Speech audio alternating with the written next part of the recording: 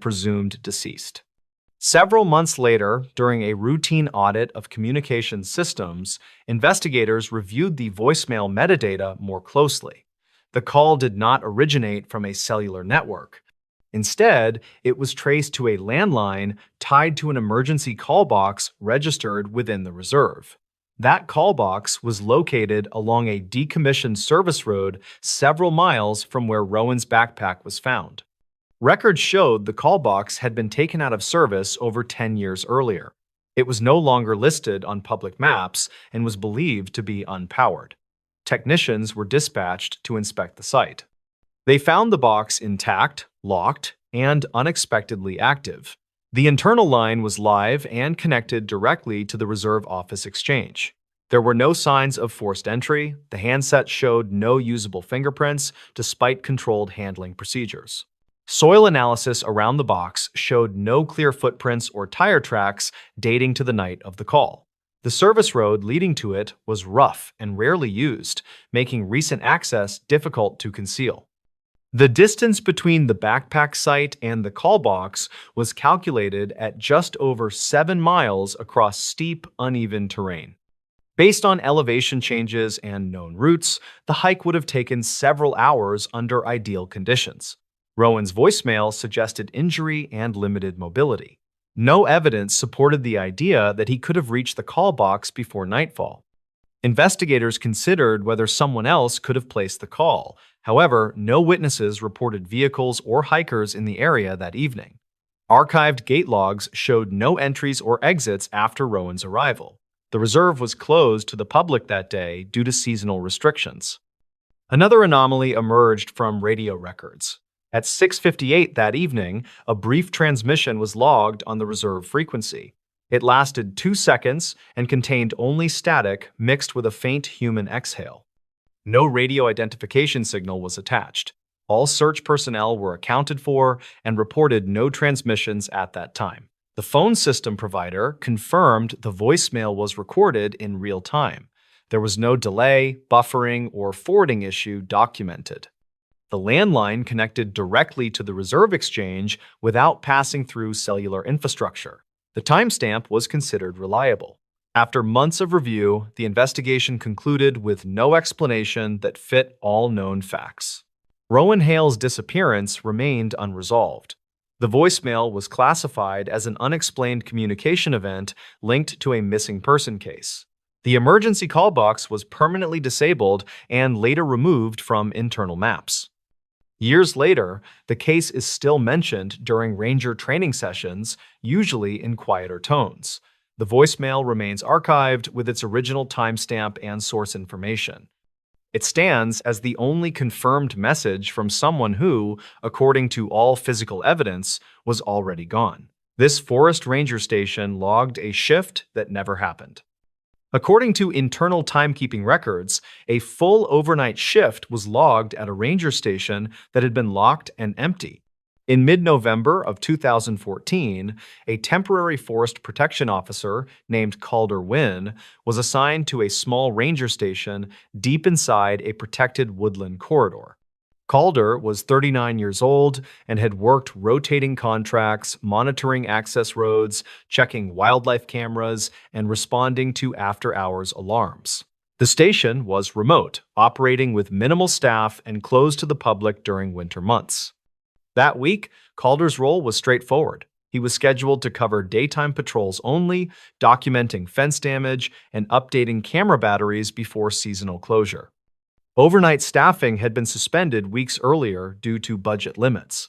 The station was locked every evening at 6, with alarms armed and logs finalized by the last departing ranger. On Tuesday, November 18th, Calder arrived just before 8 in the morning. He unlocked the station, disarmed the alarm, and began his routine checks. Inside, everything appeared normal at first. The lights were off, the heater was cold, and the logbook sat open on the front desk where it had been left the previous afternoon. While reviewing the logbook, Calder noticed something that stopped him. The overnight shift section for the previous night was filled out. A name was signed, arrival and departure times were entered, and routine notes had been written neatly in blue ink. The shift spanned from 6:30 in the evening until 6:15 the next morning. There was only one problem. No overnight shift had been scheduled, and no ranger was assigned to work it. The signature did not belong to any current staff member. It was unfamiliar, but written confidently, without hesitation marks. The notes described uneventful conditions, including temperature checks, generator status, and perimeter walks completed at regular intervals. Each entry matched the format used by trained staff. Calder checked the security panel. The alarm history showed the system had been disarmed at 6:28 the previous evening and rearmed at 6:17 that morning. Those times aligned almost exactly with the logged shift. There were no error codes or forced entry alerts. Assuming a clerical mistake, Calder contacted the regional office by radio. Supervisors confirmed no one had been scheduled overnight and no authorization had been issued for station access. Maintenance staff also confirmed no work orders required entry during that time. Calder conducted a walkthrough of the station. The kitchen showed signs of use. A coffee mug sat in the sink, still faintly warm. The trash bin contained a used paper towel. The restroom showed fresh water droplets in the sink basin. None of this had been present when the station was locked the prior afternoon. The station's exterior told a similar story. Boot prints circled the building in the frost, forming a consistent patrol path. The prints were clear and evenly spaced, suggesting calm walking rather than hurried movement. Calder followed them until they faded near the tree line. Security camera footage was reviewed next. Cameras covered the front entrance, the equipment shed, and the access road. From 6:30 onward, footage showed normal nighttime conditions. No vehicles arrived, no figures appeared, doors were not visibly opened, yet interior sensors recorded movement throughout the building at regular intervals. The generator log showed it had been checked twice overnight, with readings entered digitally at times matching the handwritten notes. Power consumption records confirmed usage consistent with one person moving through the station using lights intermittently and running water briefly. By midday, supervisors arrived to inspect the station themselves. They confirmed the log entries were accurate in form and terminology. The language used matched internal phrasing taught during ranger training. Some abbreviations were outdated, no longer used in current manuals, but still technically correct. One detail stood out. In the remarks section at 4:42 in the morning, the writer noted hearing movement near the eastern tree line, but observing nothing upon inspection. That phrasing matched a report filed 8 years earlier by a ranger who later transferred. The wording was nearly identical. Investigators compared the signature to archived personnel files. It closely resembled the handwriting of a former ranger named Lowell Grain, who had worked the station a decade earlier. Lowell had resigned after an injury and later passed away from illness several years before the incident. The idea was dismissed as coincidence. Handwriting similarities could be misleading, and there was no evidence linking Lowell to the station after his departure. Still, the match unsettled those reviewing the records. Further, anomalies emerged during a deeper systems audit. The keycard used to access the station overnight had been registered to a master credential deactivated years earlier. It should not have functioned. Yet access logs showed it had been used correctly without triggering alerts. At 6:51 that morning, a radio transmission had been logged automatically by the base repeater. It lasted 3 seconds and contained only a single spoken word. The word was indistinct, but analysts believed it was a call sign once assigned to the station, retired after restructuring. No one present at the station that day claimed to have made the transmission. Weather data added another layer of confusion. Temperatures dropped below freezing overnight, yet no condensation or frost patterns inside the station indicated prolonged door openings. Whoever had been inside appeared to move efficiently, closing doors promptly and maintaining internal conditions. By the end of the week, the incident was documented as an unexplained access event. The logbook page was removed and archived. The station's locks were replaced, the alarm system upgraded, and overnight access protocols revised. Despite these changes, no further incidents occurred. No unauthorized access was recorded again. The station remained quiet through the winter season. Years later, during training sessions, instructors occasionally reference the case without naming it directly. They describe it as an example of why logs matter and why systems should never be assumed infallible. The overnight shift remains recorded in the archives, complete with times, notes, and a signature that matches no living staff member. It stands as a documented account of work performed by someone who, according to every schedule and roster, was never there. The photo taken in this motel room shouldn't exist. According to police inventory records, a photograph was logged from a motel room that had been sealed, powered down, and officially unoccupied. In early March of 2015, a regional insurance adjuster named Vaughn Mercer checked into a small roadside motel along a two-lane highway that cut through farmland and scrub forest. Vaughn was 41 years old and had worked in property claims for nearly 2 decades. His job required constant travel, long drives, and overnight stays in places chosen for convenience rather than comfort. The motel sat several miles outside the nearest town. It catered mostly to truck drivers and seasonal workers, but business had declined sharply. One entire wing was closed for renovations that never fully began. The remaining rooms stayed open, though rarely more than 2 were occupied on a given night. Vaughn arrived just after 8 in the evening. The front desk clerk, a woman in her late 50s, explained that most guests preferred rooms closer to the office, but those were unavailable due to plumbing work. She assigned Vaughn a room at the far end of the ground floor.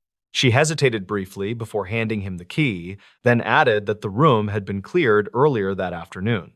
Vaughn signed the register, paid in advance, and parked directly outside his door. Security cameras later confirmed his arrival time at 8:12. He carried a single overnight bag, a laptop case, and a folder containing claim documents. No one else arrived or departed in the following hour. The room itself was basic and outdated. The carpet was threadbare, the curtains thin, and the air smelled faintly of cleaning chemicals. Vaughn set his bag on the chair, turned on the television at low volume, and plugged in his phone to charge. He reviewed emails and entered notes from inspections he had completed earlier that day. At 9:14, Vaughn sent a text message to a coworker confirming his location and expected departure time the next morning. The message was delivered successfully. After that, his phone showed no outgoing calls, texts, or data usage. Sometime during the night, Vaughn disappeared. When he failed to arrive at his next appointment by 10 the following morning, his employer attempted to reach him. Calls went unanswered. By noon, the motel manager was contacted and asked to check the room. The manager unlocked the door with a master key, while a local deputy observed. The room appeared undisturbed. The bed was neatly made, the television was off, and Vaughn's overnight bag sat unopened near the chair. His jacket hung carefully over the backrest. His wallet, keys, and watch were placed in a straight line on the nightstand. Vaughn's phone was found face down near the center of the room. It was powered off. There were no signs of a struggle, no broken objects, and no evidence of forced entry. The bathroom sink was dry, and the shower showed no signs of recent use. Security footage from the motel showed Vaughn entering his room at 8:16. No footage showed him leaving. The hallway camera covering his door recorded no activity from 9:20 onward. No other guests or staff members were seen approaching that section of the building overnight. A missing person report was filed that evening. During evidence processing, Vaughn's phone was powered on at the police station. The battery level was at 31%, consistent with being unplugged sometime during the night. There were no missed calls, emergency alerts, or drafts. While reviewing the phone's photo gallery, an officer noticed a single image that did not fit the timeline.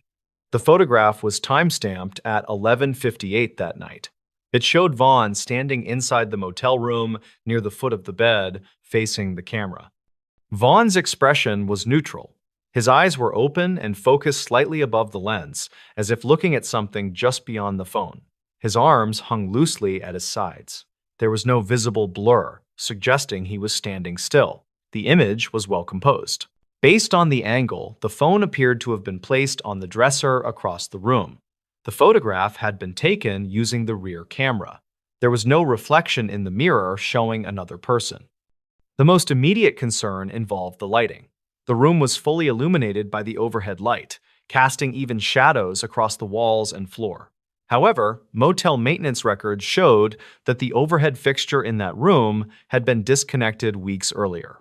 The motel manager confirmed this detail. That room had been part of the renovation wing and had only recently been reopened due to demand. While basic cleaning had been completed, electrical repairs were still pending. The overhead light switch did nothing when tested earlier that evening. Maintenance logs supported the claim. Power to that specific circuit had been shut off since mid-January. There were no records indicating it had been restored. Investigators questioned whether the photograph could have been taken earlier, then misdated. Digital forensics specialists examined the file metadata. The timestamp matched the phone's internal clock, which was accurate and synced to network time earlier that day. There were no signs of editing, manipulation, or file corruption. Compression patterns matched other images Vaughn had taken during inspections the previous week. The photograph appeared to be a single original capture. Another detail raised concern. In the background of the image, the bathroom doorway was visible. A shadow extended across the bathroom wall at an angle that did not match Vaughn's position or the known layout of the room. There was no lamp or external light source capable of producing it. Investigators returned to the motel to recreate the photograph. Using the same phone model and camera settings, they attempted to produce similar lighting conditions. Without the overhead light, the room remained dim even with curtains open during daylight.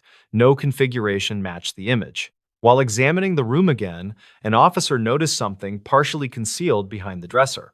A narrow door was set into the wall, its frame painted the same color as the room. The door led to an adjoining room. The adjoining room had been sealed for years due to structural damage. Its windows were boarded from the outside, and the floor sloped noticeably toward the center. There was no electricity, no furniture, and no active utilities. Dust patterns inside the adjoining room suggested it had not been entered recently. However, the lock mechanism on the connecting door showed fresh scuff marks, as if it had been opened and closed multiple times. No fingerprints suitable for identification were recovered from the handle. Further investigation into motel records revealed that the adjoining room had been removed from service following an incident over a decade earlier. An overnight guest had been found unresponsive and pronounced dead at the scene. The death was ruled a medical event, and no criminal activity was suspected. After that incident, the room experienced repeated electrical issues and water damage. Eventually, it was boarded up and excluded from public bookings. The connecting door had been sealed from the other side, but left intact within Vaughn's room. This information had not been disclosed to Vaughn. Investigators also reviewed Vaughn's phone usage logs more closely. At 11:56, 2 minutes before the photograph was taken, the phone recorded a brief sensor activation consistent with movement. There was no corresponding screen unlock or app usage. At 12:01, the phone powered down without user input. Battery data suggested it had not reached a critical level. Weeks later, while the phone was stored in an evidence locker, it powered on briefly without explanation. Surveillance cameras captured the screen lighting up, though no notification appeared. The device shut off again after several seconds.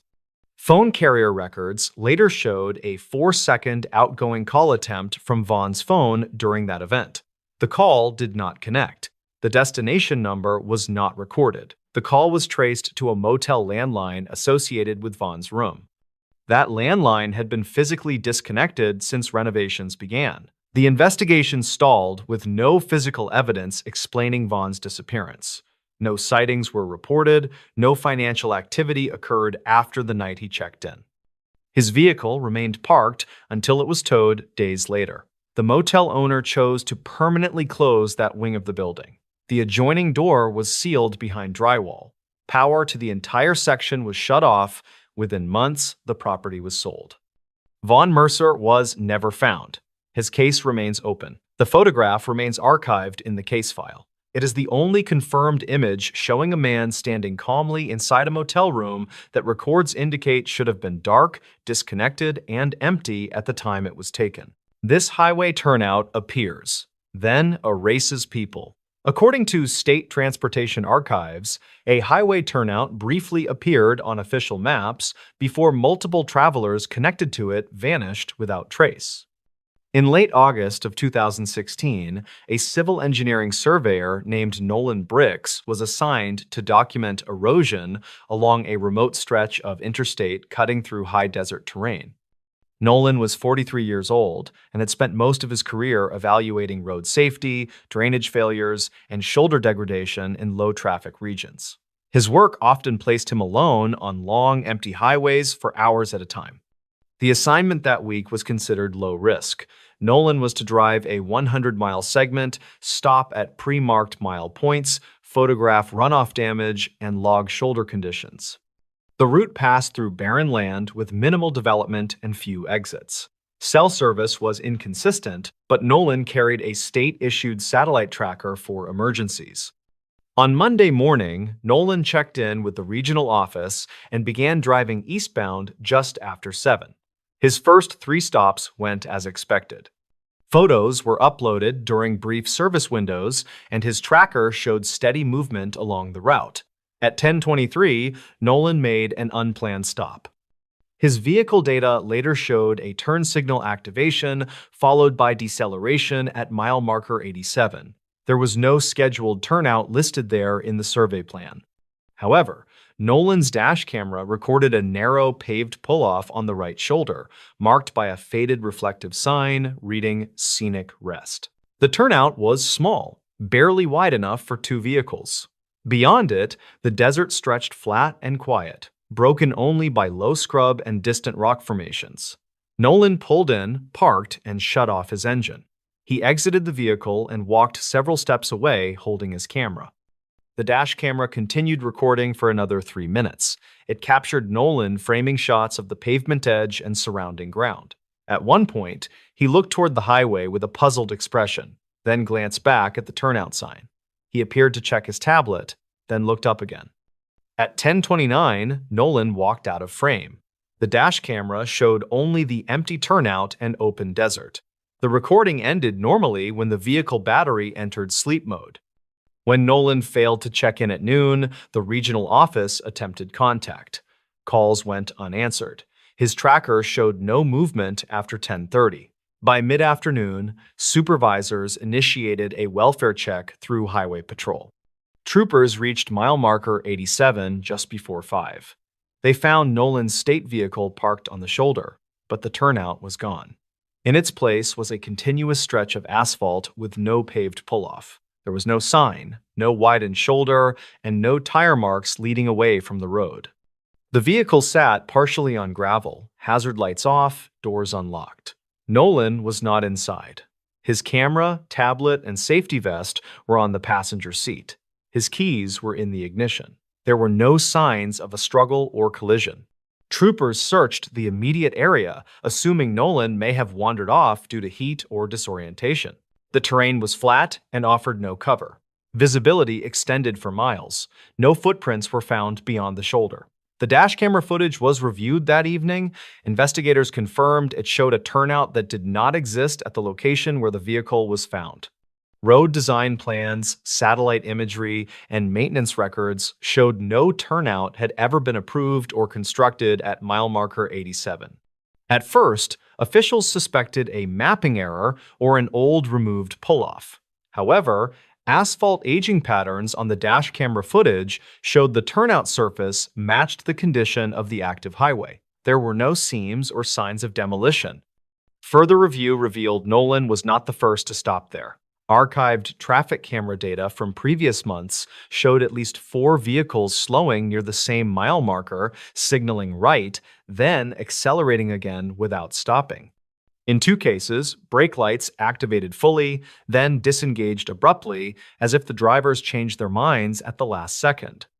One case stood out. 6 months earlier, a long-haul truck driver named Everett Malkin had reported pulling into a rest turnout that did not appear on his GPS. He claimed the turnout felt wrong and that his truck stalled briefly before restarting on its own. He did not stop long and reported no incident, but the location matched mile marker 87. Investigators contacted Everett, who confirmed his report. He described the turnout as quiet and oddly clean, with no trash or tire marks. He said the highway noise faded almost completely once he pulled in. When asked why he left, Everett said he felt like staying longer would be a mistake. After Nolan disappeared, the transportation department quietly reviewed accident and missing person reports along the same highway. Two additional cases surfaced. In 2009, a college student driving overnight was reported missing after last pinging near mile marker 87. His car was found intact 40 miles away at a gas station, keys still inside. He was never found. In 2012, a retired couple traveling cross-country failed to arrive at their destination. Their vehicle was discovered abandoned at a rest stop 2 exits west. Credit card records showed no activity after passing mile marker 87. At the time, none of the cases were linked. Nolan's disappearance forced a closer look. Investigators returned repeatedly to mile marker 87, attempting to document any irregularities. For weeks, nothing appeared. The shoulder remained narrow and uninterrupted. Then, 3 weeks later, during a dawn patrol, a highway maintenance worker named Lyle Corrin reported seeing a pull-off appear briefly in the early light.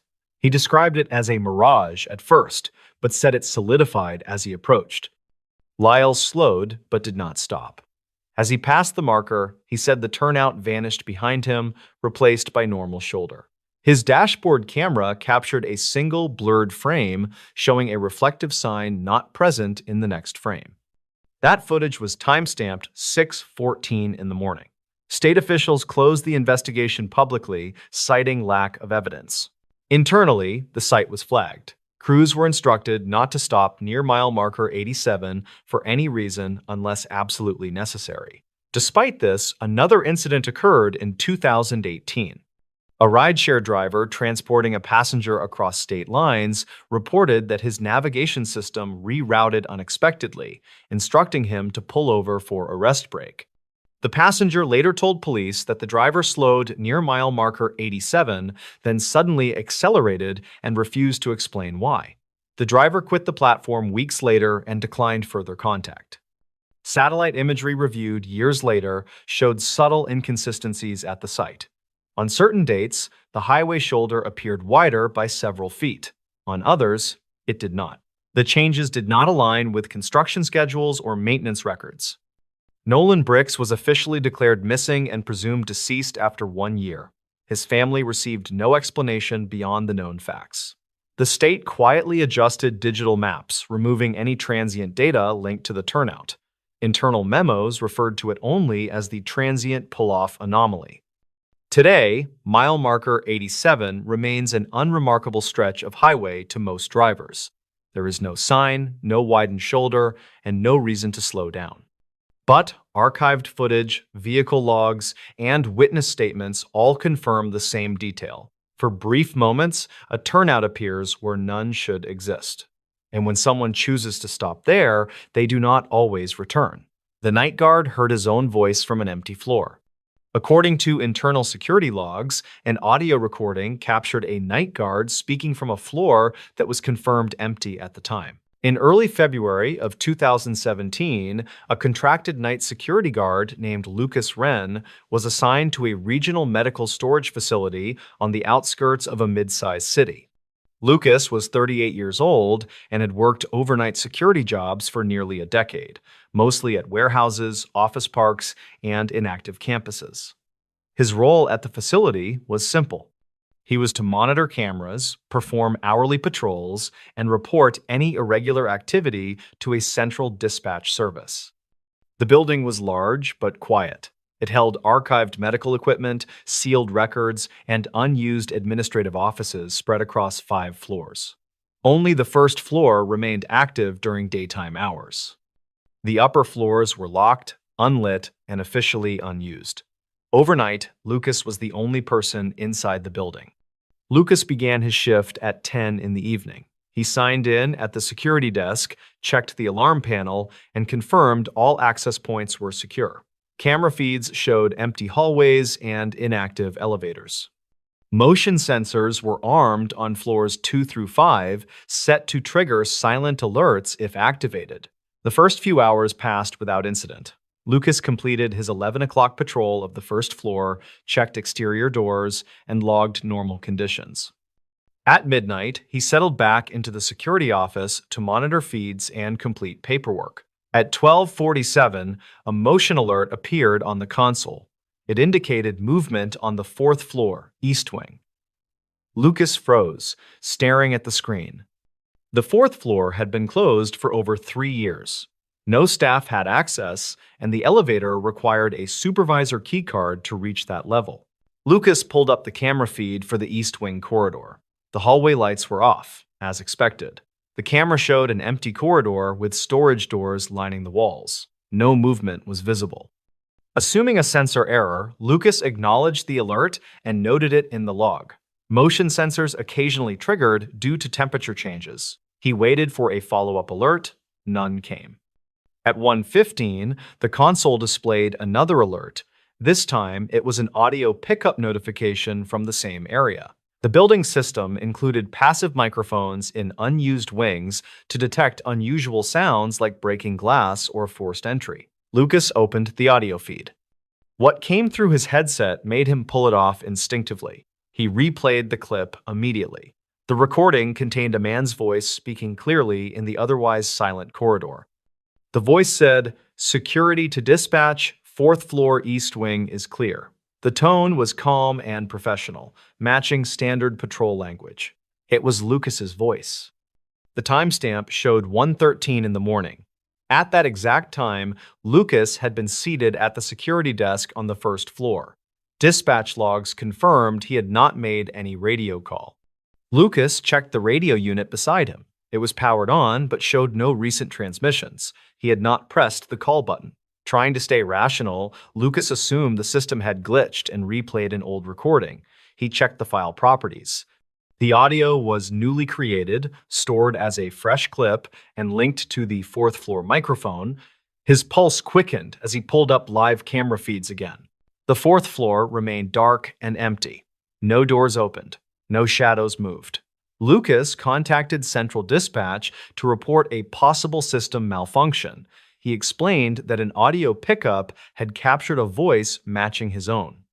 The dispatcher acknowledged the report and advised him to continue monitoring while they checked system diagnostics. At 1:36, another audio alert triggered. This time, Lucas did not remove his headset. He listened as the recording played. "Patrol complete. No issues noted," the voice said. Again, it was unmistakably Lucas. Same cadence, same slight rasp, same phrasing he used during every shift. The timestamp showed 1:34. Lucas felt a wave of unease. He checked his activity log. At 1:34, he had been writing notes and sipping coffee. The security desk camera confirmed he had not left his chair. Dispatch called back moments later. They reported no system errors and no evidence of looping audio. The dispatcher asked Lucas to confirm his location verbally. Lucas did so, stating clearly that he was on the first floor and had not patrolled the fourth. There was a pause on the line before the dispatcher replied. She told Lucas that, according to their system, a patrol acknowledgement had been received from the fourth floor microphone moments earlier. At this point, protocol required visual confirmation. Lucas was instructed to conduct a physical check of the area. Reluctantly, Lucas grabbed his flashlight and radio. He rode the elevator to the third floor since the fourth floor button remained inactive without a supervisor card. From there, he used the stairwell to reach the fourth floor door. The stairwell light flickered as he climbed. When he reached the door, he unlocked it using the emergency override key issued for patrols. The door opened into darkness. Lucas swept his flashlight across the corridor. It was exactly as shown on camera. Empty, silent, and undisturbed. Dust on the floor showed no footprints. Storage doors were closed and sealed.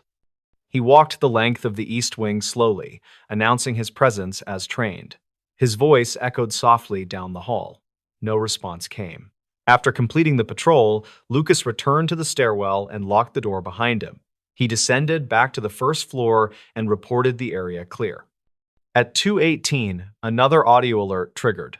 Lucas did not open the clip right away. He stared at the screen, watching the timestamp count upward.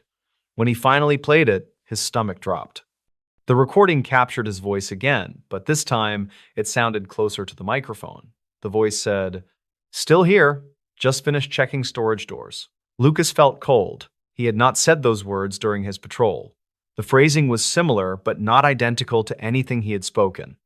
Dispatch logs showed no radio traffic from Lucas at that time, yet the system marked the message as an internal audio capture, not a transmission. Lucas reviewed the live feed from the fourth-floor microphone. It was silent. At 2:40, motion sensors on the fourth floor triggered again, this time in the West Wing. Cameras still showed nothing. Dispatch instructed Lucas to remain on the first floor and await backup. A supervisor was dispatched from another site with an estimated arrival time of 40 minutes. While waiting, Lucas reviewed previous shift logs. He discovered something unsettling. Over the past 6 months, there were 3 instances where audio alerts had been logged overnight from the fourth floor. In each case, the recordings were brief and marked as system noise. No one had reviewed them closely. Lucas opened the archived files. Each clip contained a male voice speaking patrol-style phrases. The voice was not clearly identified in the notes, but to Lucas, it sounded uncomfortably similar to his own. The earliest clip was dated November of 2016, months before Lucas was assigned to the site. At 3:11, the supervisor arrived and entered the building. Together, they reviewed the logs and audio files. The supervisor agreed the voice sounded like Lucas, but could not explain how that was possible. They conducted a joint patrol of the fourth floor. Again, nothing was found. By morning, the incident was escalated to facility management. An internal investigation was launched. Audio equipment on the fourth floor was inspected and tested. No faults were found. No stored recordings matched the ones captured that night. The conclusion listed the event as an unexplained audio anomaly. Lucas requested reassignment and was granted it within a week. He refused to work night shifts after that. Before leaving the site, Lucas was asked to review one final clip discovered during a deeper system audit. The recording was timestamped 2013, long before Lucas worked security at all. The voice on the recording used his exact phrasing, his exact tone, and ended with the words, "End of shift." The fourth floor remains closed. Audio monitoring was later disabled. The recordings remain archived, labeled clearly with date, time, and location. They are the only documented instances of a night guard's voice being heard performing duties on a floor where no one was present, including the guard himself.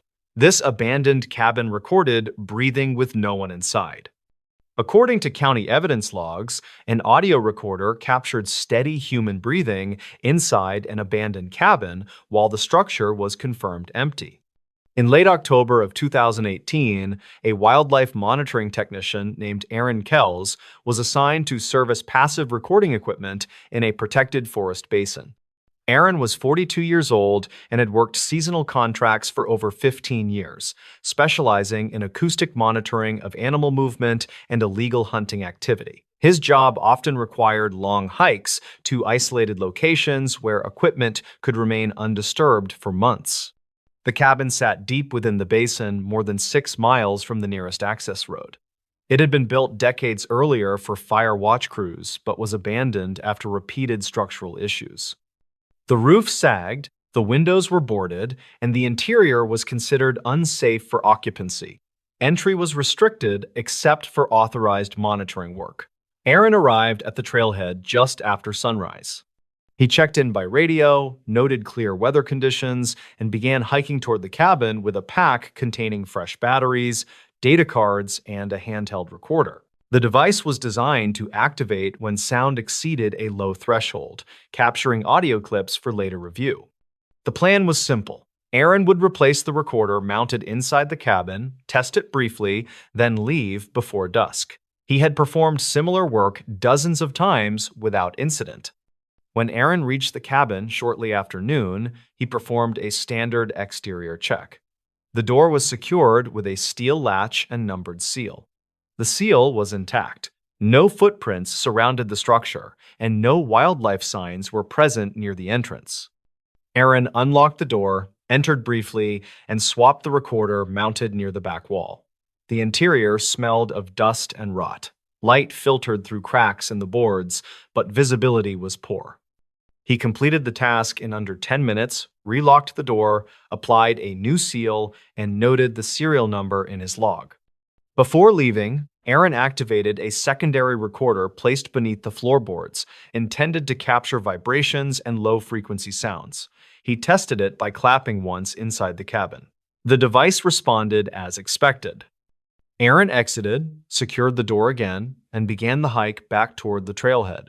He checked out by radio at 4:30 and left the basin before nightfall. 2 weeks later, Aaron returned to the office to process the collected data. Most of the recordings were uneventful. Wind, distant animal movement, and occasional tree creaks filled the files. Then he reached a set of clips time-stamped 3 days after his visit. The first clip lasted 20 seconds. It contained a faint, rhythmic sound. Aaron adjusted the volume and listened closely. It was breathing. The sound was slow and steady, clearly human in cadence. Inhale, exhale, pause, repeat. There was no accompanying movement, no footsteps, and no wind interference. Like slow in Mani 2045 and Mani Docs 10, and the reddesting of you unsubscribe on the problem site at Raise Docs 10. The microphone sensitivity matched the profile of someone standing or sitting very close to the device. Aaron flagged the clip and reviewed the next file. The second clip was longer. The breathing continued, joined briefly by a subtle fabric rustle, as if clothing shifted. No speech occurred. The sound stopped abruptly at the end of the recording window. Over the next hour, Aaron identified 11 separate clips captured over a 4-hour period. All contained the same breathing pattern. The intervals between clips suggested the source remained inside the cabin for an extended time. Concerned, Aaron reported the anomaly to his supervisor. The supervisor reviewed the files and agreed the audio did not match known wildlife patterns. The cadence was too regular, and the frequency range matched adult human respiration. A site inspection was scheduled for the following morning. A team of 3, including a ranger and a safety officer, returned to the cabin. They approached cautiously, documenting the seal on the door before entry. The seal, applied by Aaron, remained intact and unbroken. Inside, nothing appeared disturbed. Dust patterns on the floor were undisturbed. No food, clothing, or personal items were present. The recorder sat in its mounting bracket, untouched. The team removed the device and reviewed its internal logs. The timestamps matched the audio files. The recorder had activated repeatedly without registering any door movement or vibration spikes consistent with entry. Investigators expanded the inspection to the surrounding area. No footprints were found. No evidence of camping or sheltering appeared nearby. The nearest trail showed no signs of recent use.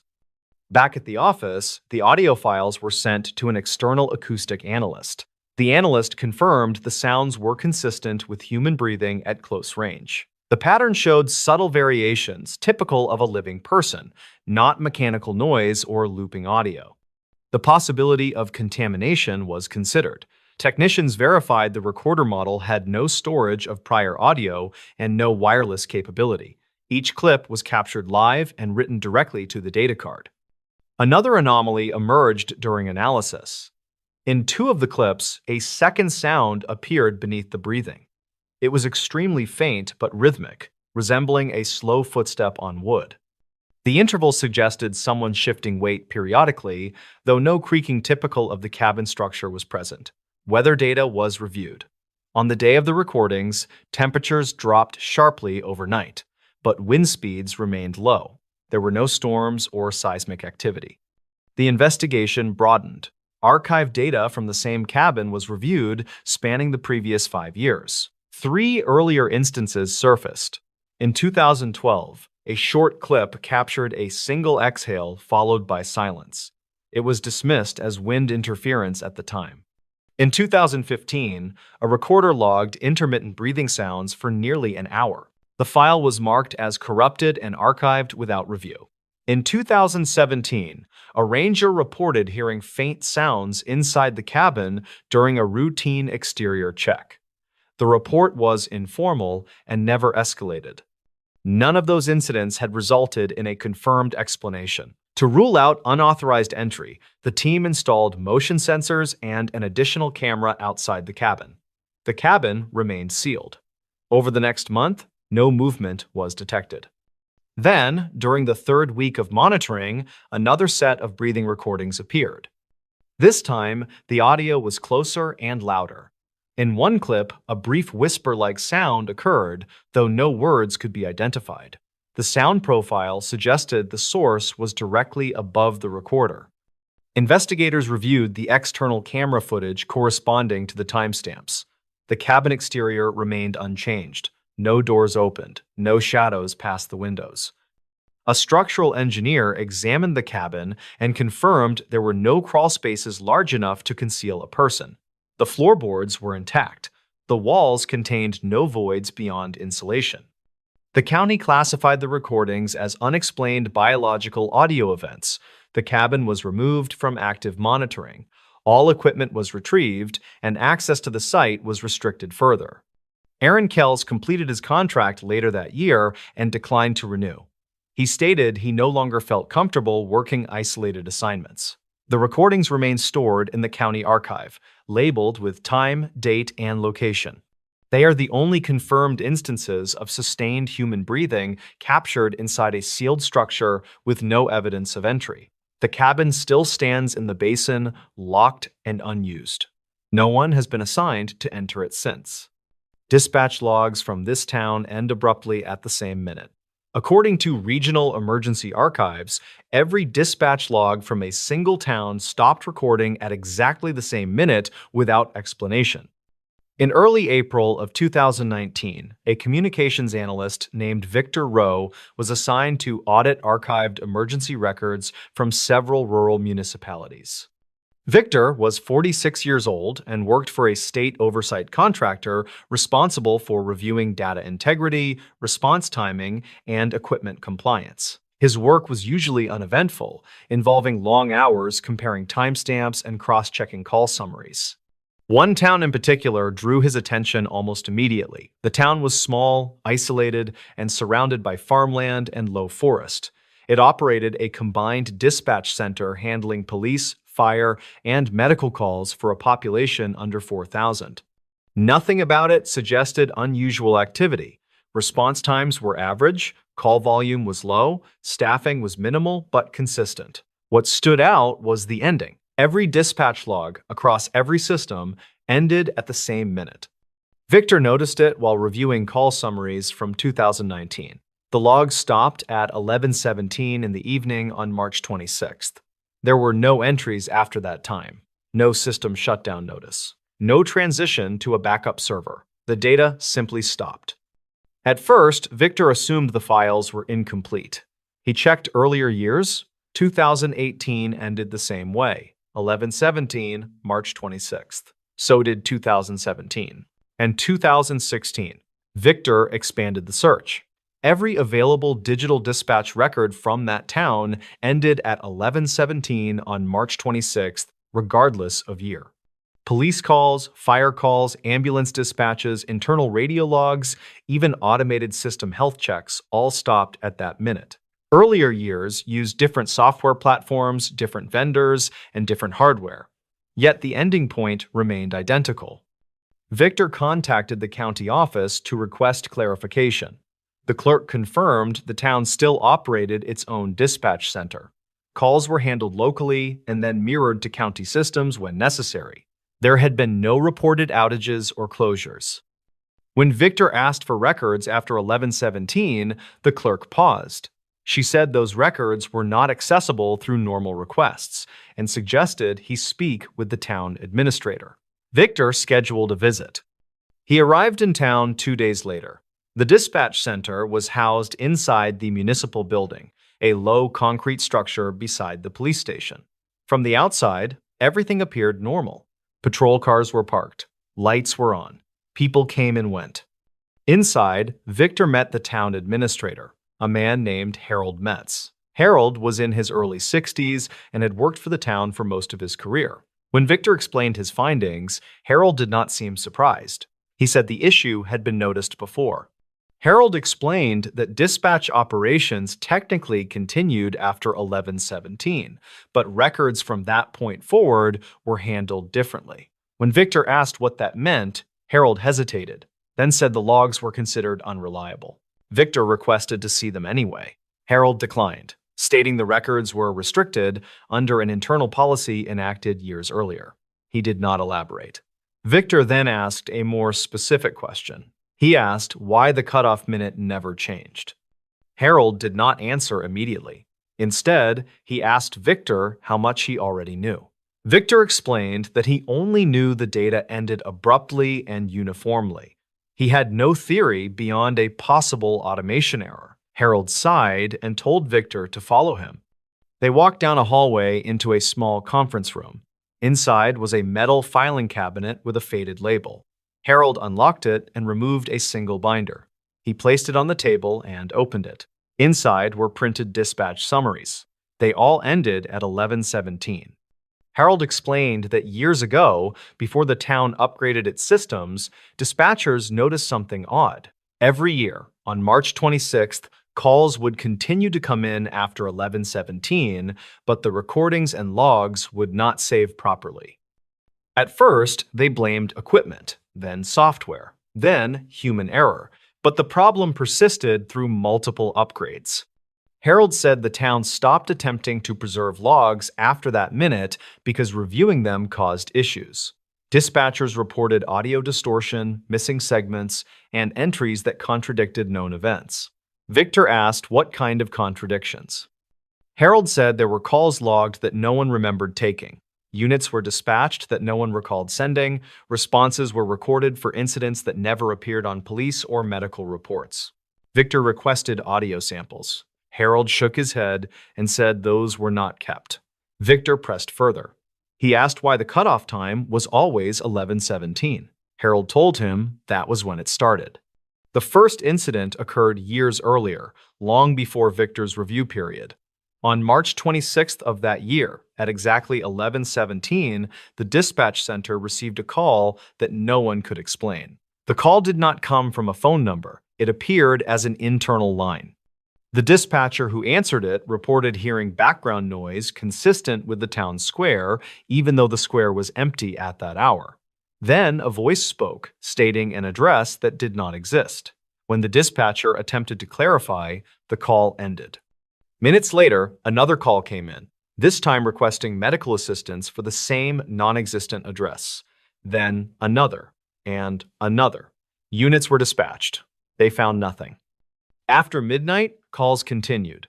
Some referenced incidents from earlier in the day, some referenced people who were already accounted for, others referenced situations that had not yet occurred. By morning, the dispatch logs were incoherent. The town reviewed the records and decided not to forward them to the county. They archived them internally. The following year, the same thing happened. Same date, same minute. Victor asked how dispatchers handled it now. Harold explained that on March 26th, shifts were scheduled differently. Dispatchers were instructed to handle calls verbally and document only minimal summaries. After 1117, recordings were disabled manually. Victor asked if calls still came in. Harold said yes. Victor asked if those calls were real emergencies. Harold said some were. Others were not. Victor requested to speak with the dispatcher. Harold arranged a meeting with a senior dispatcher named Elaine Foster. Elaine had worked the center for over 20 years. She confirmed Harold's account. Elaine said that at 1117, the tone of calls changed. Background noise became inconsistent. Callers provided details that were technically accurate, but contextually wrong. She described calls reporting fires in buildings already burned years earlier, medical emergencies involving people who were sitting safely at home, reports of accidents that later occurred hours after the call was received. Victor asked why they continued to answer the phones. Elaine said because not answering them made things worse. In 1 year, they attempted to reroute calls to the county after 1117. The county dispatch center received a flood of calls with incorrect routing data. Several calls originated from lines that did not exist. One county dispatcher reported hearing her own voice speaking back to her through the line. After that, the town resumed local handling. Victor asked if anyone had ever been harmed due to these anomalies. Elaine said no one could say for sure. She did say that several incidents reported during the 11-17 window later matched real events in altered forms, minor injuries instead of severe ones, property damage instead of loss of life, near misses instead of collisions. Victor reviewed physical logbooks from earlier decades. Even handwritten logs stopped at the same minute. Some pages contained marginal notes written later, short phrases like incomplete, unstable, do not copy. Victor requested to stay overnight on March 26th. Harold strongly advised against it. Victor insisted. The town allowed him to observe from the conference room without direct system access.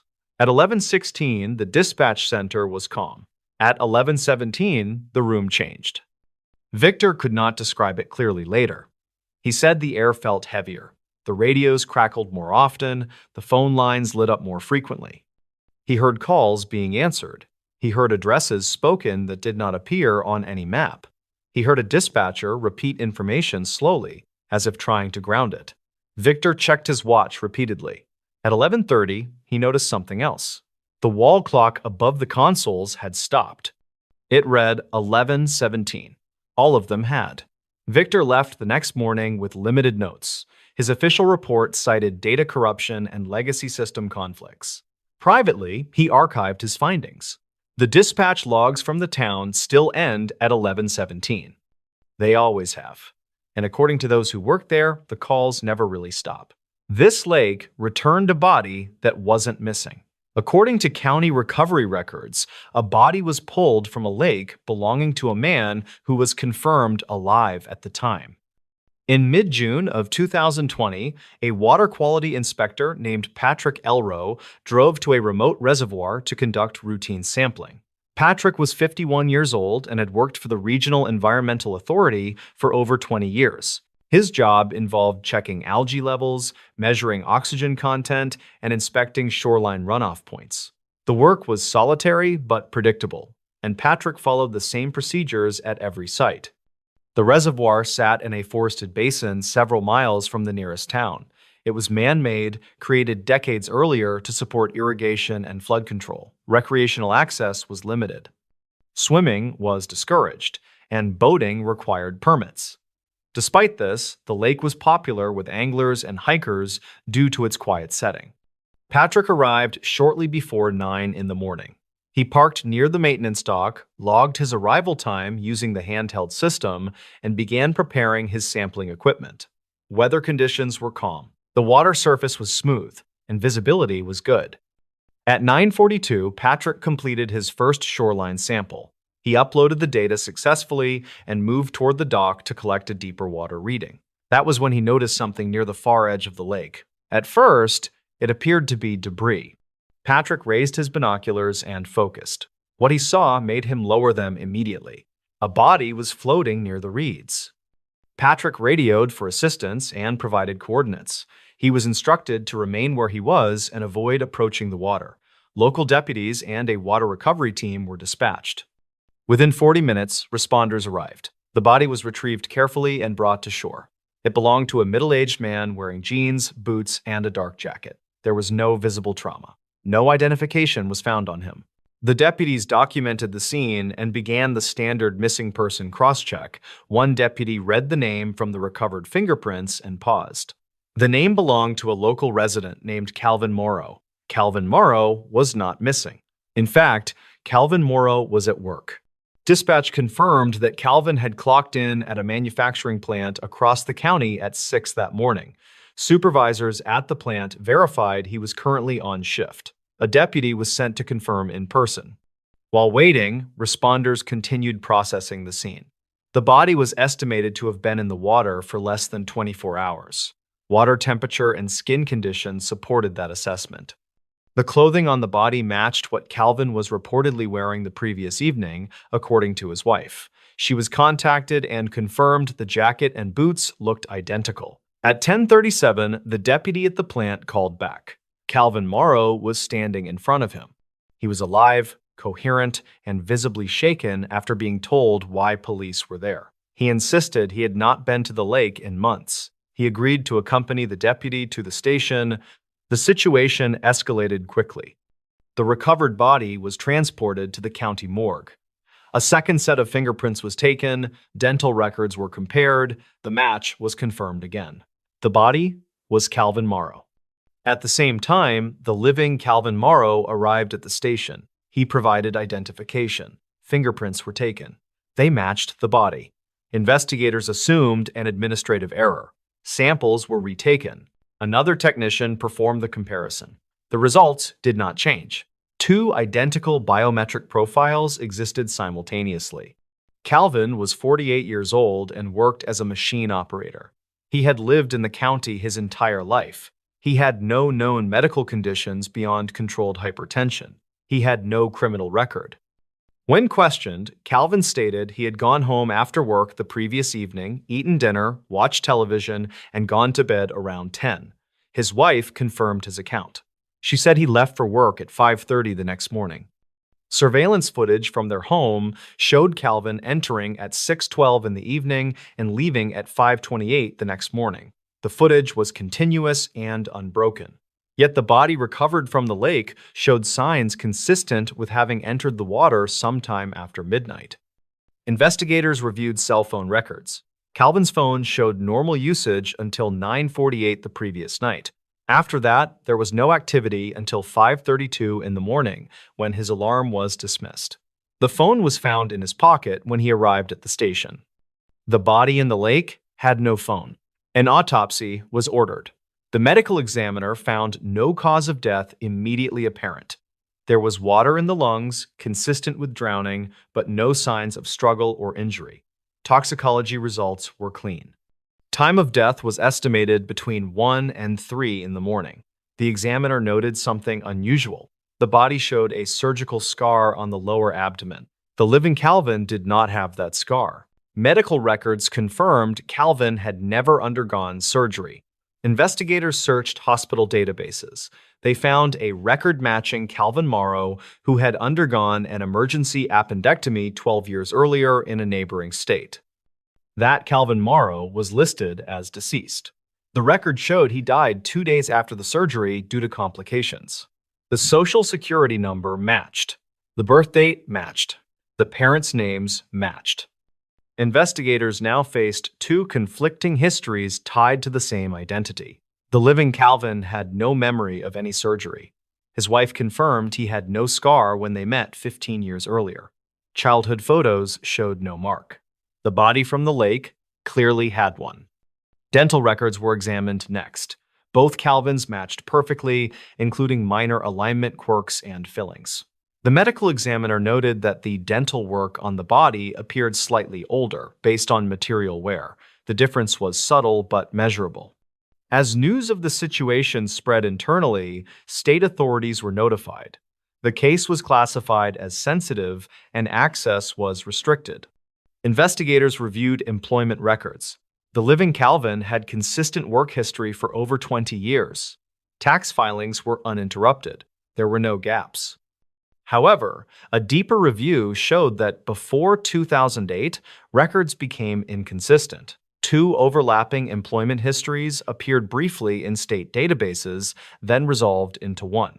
No explanation was documented. Investigators returned to the lake. Sonar scans revealed nothing unusual beneath the surface. The shoreline showed no signs of recent activity. No footprints or vehicle tracks were found near the water overnight. The water quality logs revealed something else. At 1:14 in the morning, sensors recorded a sudden temperature fluctuation in a localized section near the reeds. It lasted less than 3 minutes, then normalized. No weather event explained it. The sensor had never recorded a similar spike before. A week later, while the investigation continued, the morgue reported another anomaly. The body's fingerprints had changed. Not dramatically, but enough that automated systems flagged the discrepancy. Manual comparison showed ridge patterns remained the same, but pressure distortion marks were different, as if the skin had shifted. The medical examiner ordered the body refrigerated again and restricted access. That night, security cameras in the morgue recorded a brief power fluctuation. For 8 seconds, the camera feed cut out. When it returned, the body was still present. Nothing else appeared altered. The living Calvin was placed under protective observation. He was not charged with any offense. He was instructed not to leave the county. Calvin reported increasing discomfort. He said he felt watched, especially near water. He reported waking at night with the sensation of holding his breath. Medical examinations found nothing physically wrong. On the 10th day after recovery, the body in the morgue began to decompose rapidly, far faster than expected under controlled conditions. Within hours, it was no longer viable for further testing. The medical examiner documented the change and ordered cremation, citing biohazard concerns. Authorization was granted by the county under emergency provisions. The ashes were sealed and stored. 2 days later, the lake level dropped unexpectedly by several inches. No release had been scheduled, no leak was found. At dawn the following morning, Patrick Elrow returned to the reservoir for follow-up sampling. Near the same reeds, something floated at the surface. It was a jacket. The jacket belonged to Calvin Morrow. The living Calvin was still alive, sitting in his home at that exact moment, drinking coffee under observation. After that day, the case was quietly closed. Official records list the recovered individual as an unidentified male with similarities to a local resident. The fingerprint match was removed from public databases. The appendectomy record was marked as clerical error. Calvin Morrow continued his life. He still works at the same plant. He avoids the lake. Patrick transferred departments. The reservoir remains open. But according to internal recovery logs, the lake did not produce a missing person. It returned someone who was never gone. The basement door that only opens after the final prayer. According to maintenance and clergy records, a locked basement door opened repeatedly only after a specific prayer was completed. In early December of 2018, a facilities caretaker named Owen Carth was assigned to oversee after-hours maintenance at a small hillside chapel outside a rural town. Owen was 53 years old and had worked custodial and repair jobs for religious properties most of his adult life. He was familiar with old buildings, aging infrastructure, and the odd sounds that came with them at night. The chapel was modest, built decades earlier by a local congregation that had since dwindled. Regular services were still held twice a week, mostly attended by elderly parishioners. The building included a sanctuary, a small office, storage rooms, and a basement that was officially listed as sealed and unused. Owen's duties were straightforward. He checked heating systems, ensured doors were locked, and addressed minor repairs reported by staff. He worked evenings to avoid disrupting services. On his first night at the chapel, nothing seemed out of place. The basement door was located at the back of the sanctuary, partially hidden behind a folding partition. It was a solid wooden door reinforced with a steel frame and secured by a keyed deadbolt. A sign above it read, "Authorized access only." Owen was told the basement contained outdated electrical systems and unstable flooring. He was also told not to open it. For the first 2 weeks, Owen worked without incident. He noted the usual creaks, the ticking of cooling pipes, and the occasional wind pressing against stained glass. He locked up each night by 10, armed the alarm, and left. The first anomaly occurred during an evening service. Owen stayed late to observe. The chapel hosted a small prayer meeting led by an elderly pastor named Harold Vance. Attendance was sparse, fewer than 15 people seated in the pews. Owen remained near the back, waiting to secure the building afterward. As the service ended, Pastor Vance led the congregation in a final prayer. His voice was steady and practiced. When the last words were spoken, a low sound echoed through the sanctuary. It sounded like a latch moving. Several attendees glanced around, confused. Owen felt the vibration through the floor beneath his boots. After the congregation left, Owen approached the source. The basement door was ajar. He was certain it had been locked earlier. He checked the deadbolt. It hung open, unlocked, without signs of tampering. Owen closed the door and locked it again, assuming human error. The next morning, he reported the incident to the chapel administrator, a woman named Marlene Schaff. Marlene said the door had done that before, but rarely. She blamed pressure changes from the heating system. Owen accepted the explanation, though it did not fully satisfy him. The second incident occurred 3 nights later. No service was scheduled that evening. Owen was alone in the building, replacing light fixtures in the office wing. At 9:45, the alarm panel registered a brief door sensor alert from the basement entrance. The alert cleared itself within seconds. Owen walked to the sanctuary. The basement door remained closed and locked. Confused, he checked the event log. The alert time corresponded exactly to 9:41. That time meant nothing to Owen until the following Sunday. That evening, another service was held. Different pastor, different congregation size, same final prayer. At 9:41, as the prayer ended, the basement door unlocked itself and opened several inches. This time, Owen watched it happen. He stood 10 feet away and saw the deadbolt retract smoothly, without sound. The door eased open slowly, as if released by internal pressure. No one else noticed. Afterward, Owen inspected the lock mechanism. It showed no electrical components and no motorized parts. It was purely mechanical. The key hung on his belt the entire time. He documented the incident in his maintenance log. Over the next month, Owen noticed a pattern. The basement door never opened during services, sermons, hymns, or casual prayer. It only opened after the final prayer that closed the service. Not every time, but often enough to be undeniable. He began checking timestamps against service schedules. In every instance where the door unlocked, the time matched the exact moment the final prayer concluded. Owen brought this information to Marlene. She grew uncomfortable and admitted there was more history to the basement than she had disclosed.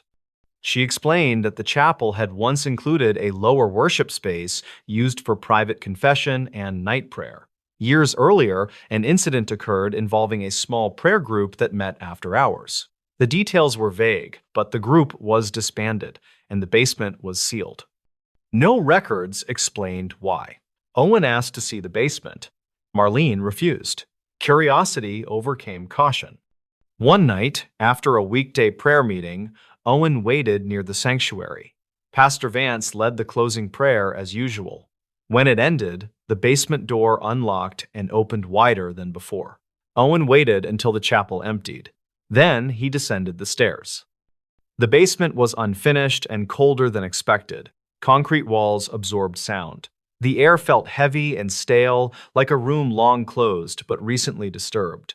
His flashlight beam revealed old folding chairs, stacked hymnals, and a low altar built into the far wall. At the center of the room stood another door. This one was smaller and reinforced with metal brackets. There was no handle, only a recessed panel. Owen approached cautiously. The panel was warm to the touch. Behind him, the stairwell door closed on its own. Owen did not panic. He documented the layout, took photos, and returned upstairs without touching the inner door. When he reached the sanctuary, the basement door was closed and locked again. The next morning, Owen reviewed his photos. Several images were missing. The ones that remained showed faint impressions near the inner door, as if fingerprints pressed from the other side of the wall.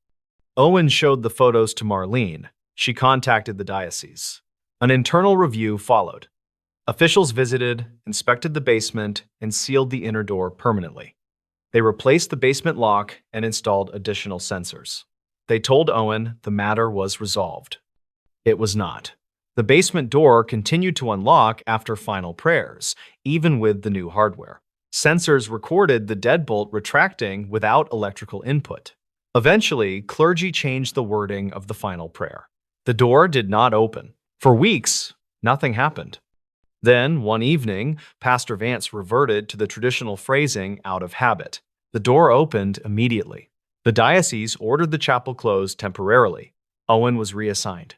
Before leaving, he was asked to sign a confidentiality agreement. He refused.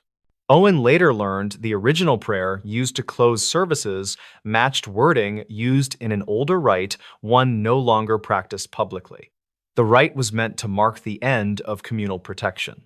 The basement door remains sealed. The chapel reopened with revised liturgy.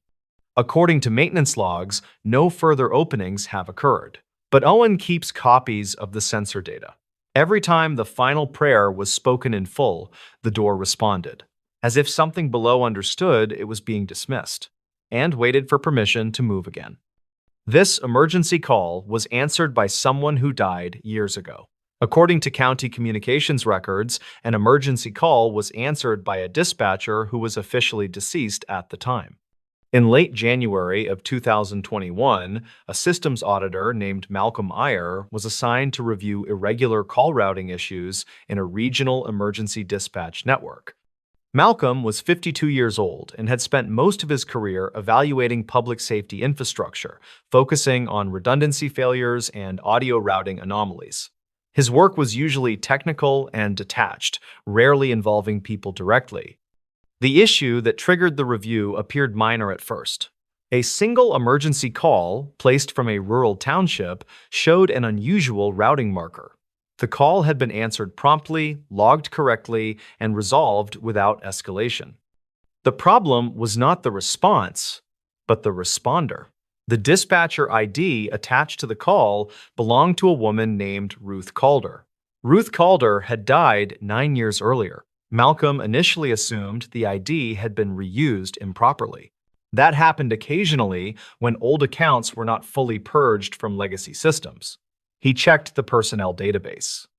Ruth Calder was listed as retired in 2011, deceased in 2012. Cause of death was listed as a stroke. Her employee badge had been deactivated, her credentials had been revoked. Her workstation had been reassigned. Yet the call record showed her dispatcher ID, voice authentication token, and login signature all active for a 6-minute window on January 22, 2021.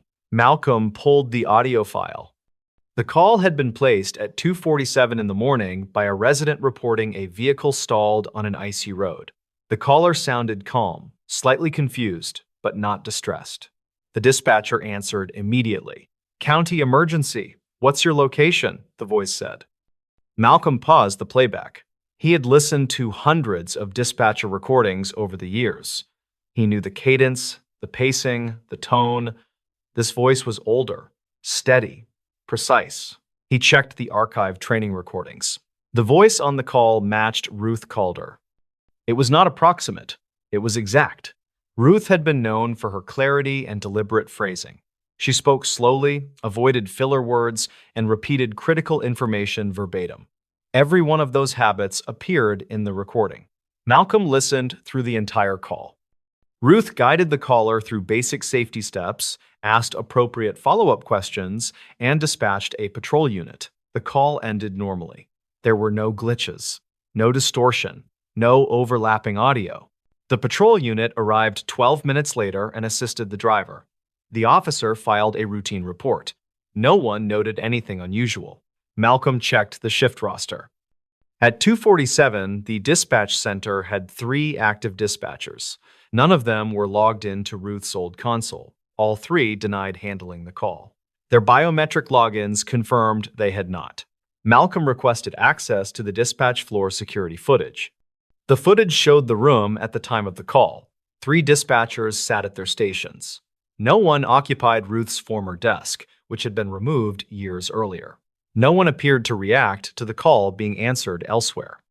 The audio routing log showed the call had been handled internally, not forwarded, not replayed, not automated. Malcolm escalated the issue to the county communications director. The director authorized a deeper audit but instructed Malcolm not to share the finding widely. Malcolm began searching older records. He found another call. Then, another. Over the past 4 years, there were 7 emergency calls answered by Ruth Calder. All occurred between 2:30 and 3:10 in the morning. All were routine assistance calls. Vehicle issues, welfare checks, 1 medical call involving chest pain. In each case, responders arrived successfully. None of the callers reported anything unusual. Malcolm contacted one of them, a man whose call had occurred 2 years earlier. The man recalled speaking to a calm older woman who sounded like she knew exactly what she was doing. He assumed she was just a dispatcher. Malcolm asked if she had identified herself by name. The man said yes. She said, "This is Ruth. Stay with me." That phrase appeared in the audio logs. Malcolm reviewed Ruth Calder's employment history. She had worked dispatch for 26 years. She was respected, methodical, and known for covering overnight shifts during staffing shortages. Coworkers described her as someone who never left a call unfinished. Ruth suffered a fatal stroke at home after retiring. She had not died on duty. Her workstation had been dismantled within weeks. Malcolm examined the technical side. Ruth's dispatcher ID should not have been able to authenticate without biometric input. The system required voice pattern matching and physical console access. Yet the logs showed both had occurred. Malcolm requested a test. With permission, he scheduled a controlled audit during the early morning window. He arranged for a test call to be placed from a secure line at 2:47.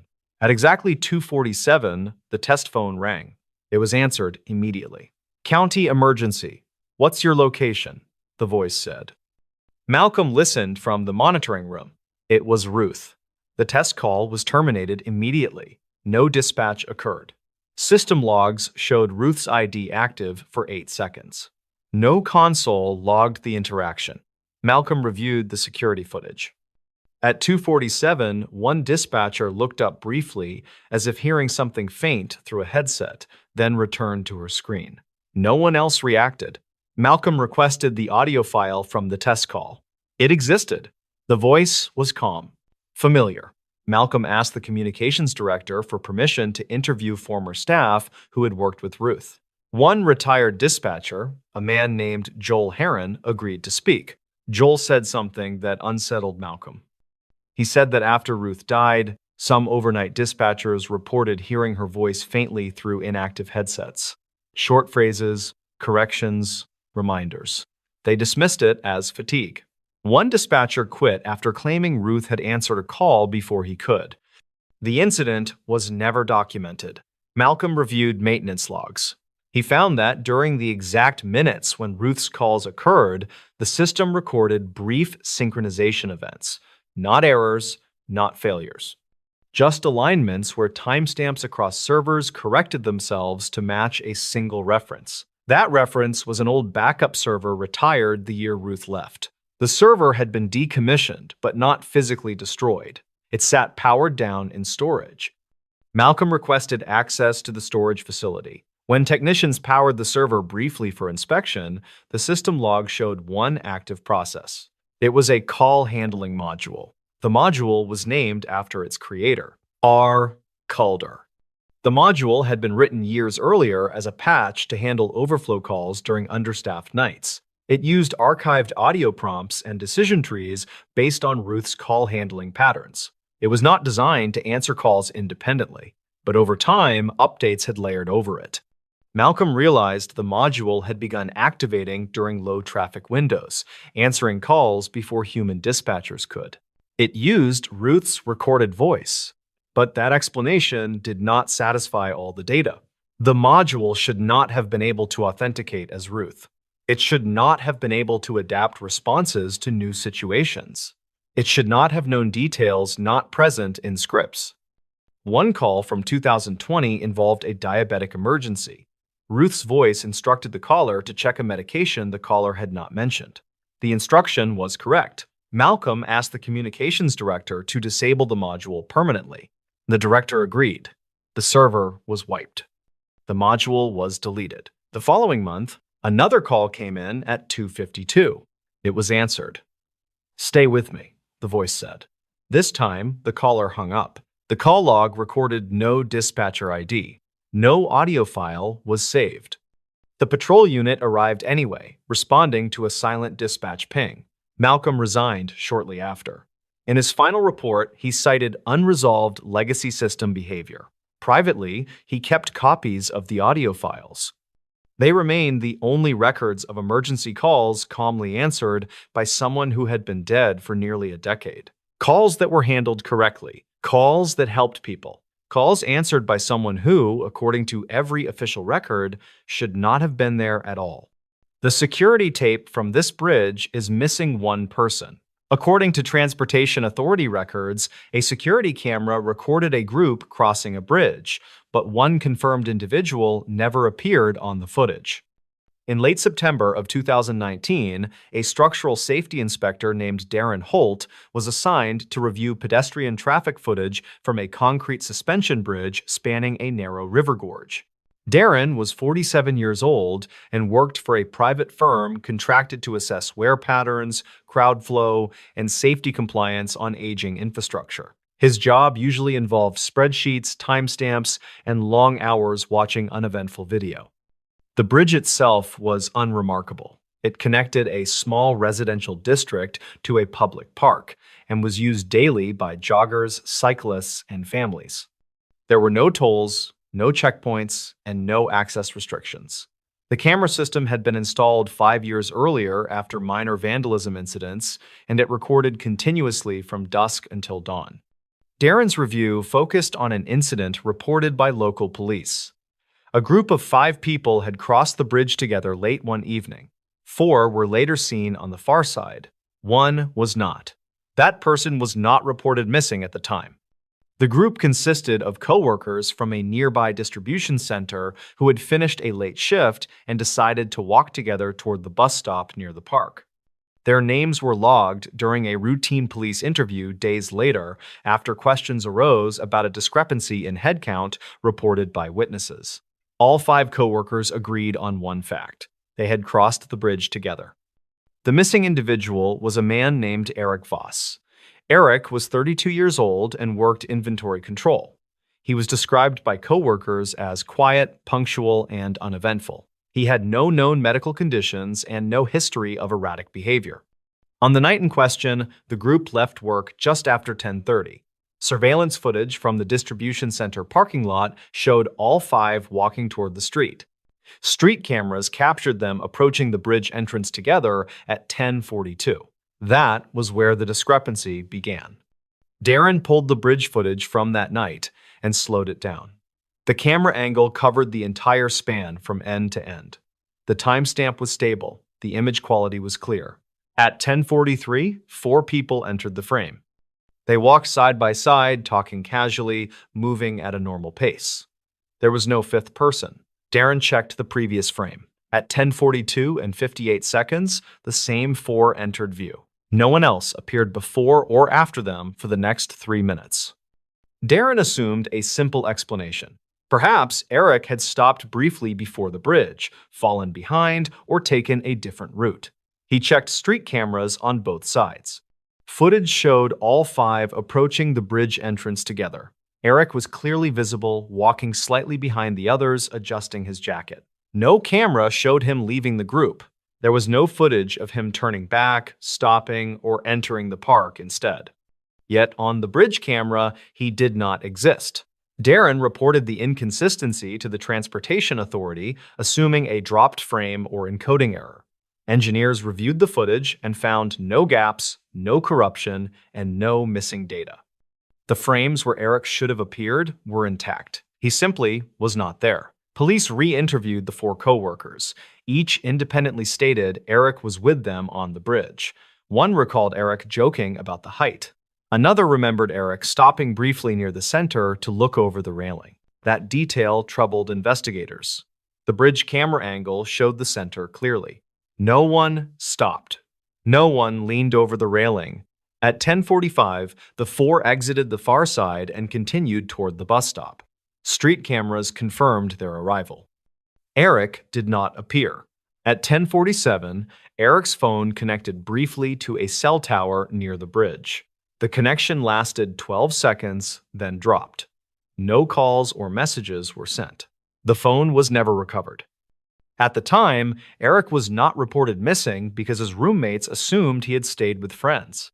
His employer assumed he took a personal day. It was not until 3 days later that concern was raised. By then, the bridge footage had already been reviewed for unrelated reasons, and the discrepancy was noticed by chance. A search of the river gorge was conducted. The water was shallow and slow-moving. No body was found, no clothing, no personal items. The bridge showed no signs of damage or disturbance. No reports of accidents or falls were logged that night. Darren continued reviewing footage from other nights. He discovered something unsettling. Over the previous 2 years, there were 3 other instances where bridge footage showed groups crossing with fewer people than were later confirmed present. In one case, a cyclist riding with 2 friends appeared alone on the bridge camera. In another, a couple walking with a child appeared as only 2 figures. In all cases, the missing individual later reappeared elsewhere, alive, confused, and unable to explain the gap. Eric did not reappear. Darren compared timestamps across cameras. In every case, the disappearance occurred within the first 10 seconds of entering the bridge frame. There were no lighting changes, no compression artifacts, no occlusions. The camera simply did not render the person. Engineers tested the system extensively. They walked across the bridge in groups, changing formations, speeds, and clothing. All test subjects appeared normally. They even replicated Eric's clothing using similar jackets and colors. Nothing reproduced the effect. Police requested Eric's phone records. His last outgoing message was sent at 10:39, joking about missing the bus. The message was delivered successfully. After 10:47, there was no activity. Investigators reviewed Eric's medical records. Nothing unusual. They reviewed his employment records. Nothing unusual. They reviewed his social media. No distress signals. One detail emerged during interviews. Eric had once worked temporary night security at the bridge site years earlier, during a brief construction project. His badge logs confirmed he had spent several overnight shifts walking the span repeatedly. He had complained once about the lighting making people disappear for a second when viewed from certain angles. At the time, it was dismissed as fatigue. Darren examined the camera calibration records. During Eric's security assignment years earlier, the camera had undergone a firmware update. The update adjusted motion detection thresholds and contrast processing. The update was later rolled back after causing false alerts. However, the bridge camera retained a modified profile. It was subtle and undocumented. Engineers could not explain how that profile would remove a person entirely. As the investigation stalled, Darren requested raw sensor data rather than processed video. This data was rarely accessed and stored separately. In the raw feed, Darren noticed something disturbing. At 10:43, 5 heat signatures entered the bridge. The thermal overlay clearly showed 5 bodies. At the center of the bridge, one heat signature faded abruptly. Not dropped. Not moved. Faded. The remaining 4 continued across. The fade occurred over less than half a second. No alarm was triggered. The thermal system logged no fault. The signature simply ceased to register. The coordinates of the fade matched the spot where one coworker remembered Eric stopping. Police expanded the search again. Nothing was found. Eric was officially listed as missing 6 weeks later. The bridge remained open. The camera remained active. Darren filed his final report, noting an unexplained discrepancy between optical and thermal data. The authority archived the report and took no action. Months later, Darren received an email from one of Eric's coworkers. The coworker said something strange had happened. While crossing the bridge alone one night, he heard someone behind him say his name. He turned. No one was there. The bridge camera footage from that night showed him crossing alone. No anomalies. Eric Voss was never found. The security tape still exists. It shows 4 people crossing a bridge, but every record agrees there should have been 5. And one of them is missing, not just from the footage, but from the place where he should have been seen at all. This closed hospital wing still broadcasts calls at night. The history of the St. Jude Medical Facility was defined by a series of strange mechanical failures that no technician could ever fully explain.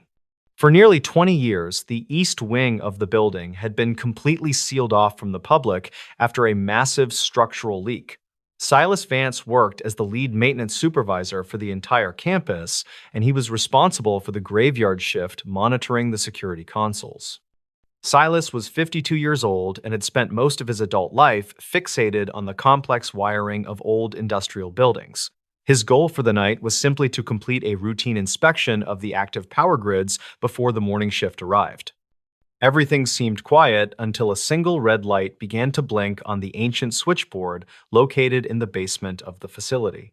This light indicated that an internal telephone line from the abandoned East Wing was suddenly drawing power and trying to connect. Silas knew that the phone lines in that specific section had been physically cut more than a decade ago during the renovation. He watched the light pulse in a rhythmic pattern that matched the steady beat of a human heart while the room stayed silent. The supervisor decided to investigate the signal because he feared a short circuit might cause a fire in the drywood framing. Silas grabbed his heavy tool bag and a powerful flashlight before heading toward the rusted metal doors that separated the two wings. He pushed through the heavy barrier and immediately noticed that the air inside the abandoned section felt significantly colder than the hallway. According to maintenance logs from 1994, this part of the building once housed the pediatric recovery ward and the records office. Dust covered every surface in thick gray layers, and the only sound was the crunch of broken glass under his heavy work boots. Silas reached the nurse's station where the primary hub for the internal communication system was once located, and he stopped to listen. A faint scratching sound echoed through the hallway, like someone was dragging a fingernail across the surface of a metal desk nearby. He turned his flashlight toward the sound and saw an old rotary telephone sitting on a plastic chair in the middle of the corridor. The cord for the phone was missing, yet the internal bell inside the plastic housing began to ring with a sharp metallic tone. Silas picked up the receiver with a shaking hand and held it to his ear while he held his breath to listen. He heard a series of rapid clicks, followed by the muffled sound of a woman speaking in a very hurried and frantic voice. The woman reportedly identified herself as a night nurse named Meredith, and she asked why the patient in room 412 was missing. Records from the hospital archive later showed that a nurse named Meredith worked in this wing during the summer of 1982. Silas tried to respond, but the line only emitted a high-pitched static that made his ears ring with a sharp pain. He dropped the receiver and watched as it swung back and forth on its short cord while the voice continued to speak. The woman on the line started reciting a list of names and dates that sounded like a series of official hospital discharge logs. Silas realized that the dates she mentioned were all from the same week in October of 1986, which was very strange. This was the exact week that a massive storm had caused the initial structural damage that led to the wing being closed. He pulled out his digital camera to document the phone, but the screen remained black despite having a full battery earlier that night. The maintenance supervisor moved further down the hallway to find room 412 so he could see if anything was left inside. He found the door was jammed shut with a piece of heavy equipment, and it took him several minutes to pry it open. Inside the room, he found a single metal bed frame and a stack of yellowed papers scattered across the cracked linoleum floor.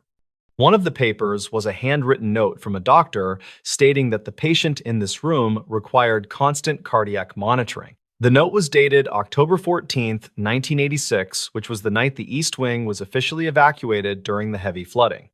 Silas looked at the wall and saw a set of copper wires hanging from a hole where a monitoring device had once been. He noticed that the copper wires were glowing with a soft blue light that seemed to pulse in time with the static. The sound of the woman's voice suddenly blasted through the building intercom system, and her tone had changed from frantic to very calm. She began to describe the exact outfit that Silas was wearing, including the color of his jacket and the brand of his boots. Silas felt a surge of adrenaline, and he began to back out of the room while keeping his flashlight pointed at the ceiling. He reached the main hallway and saw that all the lights in the abandoned wing were now glowing with a dim orange hue.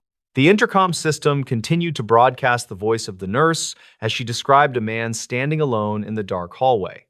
Silas realized that the woman was not just a recording, but she was describing his movements in real time as he walked. He ran toward the exit doors, but found that the heavy electronic locks had been engaged from the main security console downstairs. This was impossible because Silas was the only person with the security codes required to lock down the abandoned wing for the night. He pulled out his radio to call the front desk, but the only thing he heard was the sound of his own breathing. The voice on the intercom told him to look behind the desk at the nurse's station if he wanted to find the key. Silas walked back to the station and reached into a small hidden compartment where he found a set of very old brass keys. The keys were labeled with the name of the head administrator who had disappeared shortly after the wing was sealed in the 80s. Silas used the largest key to unlock the emergency exit, and he practically fell out into the cool night air of the courtyard. He looked back at the windows of the East Wing and saw a single light shining from the window of room 412. The local police department later conducted a full sweep of the building, but they found no evidence of any living person inside. They discovered that the telephone Silas had answered was a prop that had never been connected to any functional electrical system or line. Investigators found a series of dispatch logs from 1986 that contained the exact same phrases Silas heard on the intercom. The logs were part of a training exercise that had been recorded, but the playback equipment had been destroyed in the flood. Silas Vance resigned from his position the very next day, and he never returned to the St. Jude Medical Facility for work. The hospital board eventually decided to demolish the East Wing entirely to make room for a new parking structure and modern lab. During the demolition, the construction crew found a hidden room behind the walls of the recovery ward that contained several active microphones. These microphones were connected to a series of hidden speakers that were designed to broadcast audio into the closed wing for testing. However, the power source for these speakers had been disconnected for 30 years, and the wires were completely corroded by the damp. The mystery of how the calls were broadcasted remains a subject of debate among the former staff members who still remember that night. Silas still tells people that he can hear the faint sound of a ringing phone whenever he passes by the empty lot. He believes that some buildings have a way of holding on to the sounds of the past like a needle on a record. This event serves as a reminder that the technology we leave behind can sometimes find a way to speak back to us. The voicemail found after the hiker was already gone.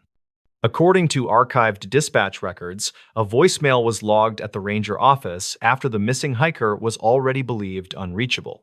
In late October of 2012, a seasonal trail technician named Rowan Hale arrived at a remote high-desert forest reserve just after sunrise. Rowan was 34 years old and worked short-term contracts, maintaining trails, signage, and emergency access routes. His assignment that day was routine and clearly documented. He was scheduled to hike a closed maintenance loop, replace 2 damaged markers, photograph erosion zones, then return to his vehicle before nightfall. The reserve covered thousands of acres of broken terrain, with narrow canyons, dry washes, and long ridge lines that interfered with radio signals. Cell service was unreliable and often non-existent beyond the access road. Rowan had worked this reserve twice before and understood the risks. He parked at a locked service gate, signed the trail register with time and destination, and started hiking shortly after 10 that morning. Weather conditions were considered ideal for late October. The sky was clear, winds were light, and no storms were forecast. Temperatures were expected to drop quickly after sunset, but daytime conditions posed no immediate concern.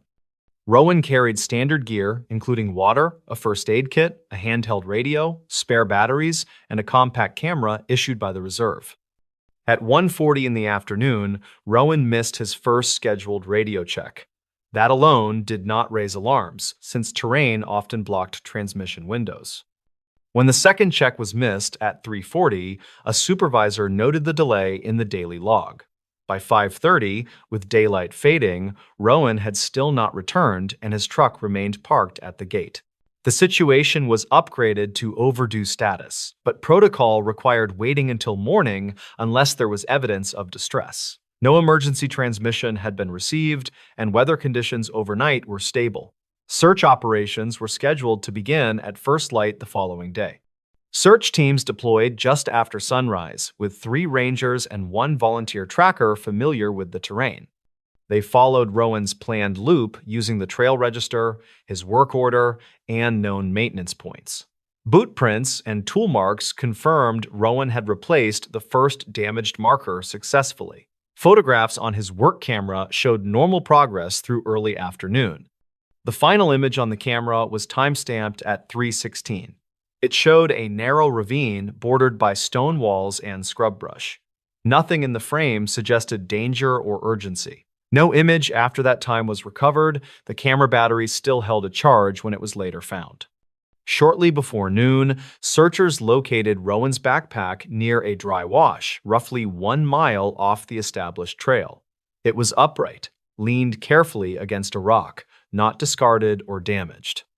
Inside were his water bottle, first aid kit, camera, radio, and spare batteries. Nothing appeared broken or disturbed. The radio was powered on, set to the reserve frequency, but emitted no sound. There were no obvious signs of a fall, no blood, and no clear tracks leading away from the site. Wind and loose soil made tracking difficult, but the placement of the pack appeared intentional. Search leaders marked the location and expanded the search radius outward through the canyon system. That evening, after search teams had returned to base, the reserve office phone rang once and stopped. The office was closed, so the system recorded the call automatically. The caller ID showed a blocked number. No one noticed the voicemail at the time, as staff were focused on planning the next day's search. The following morning, a dispatcher reviewing overnight activity discovered the message.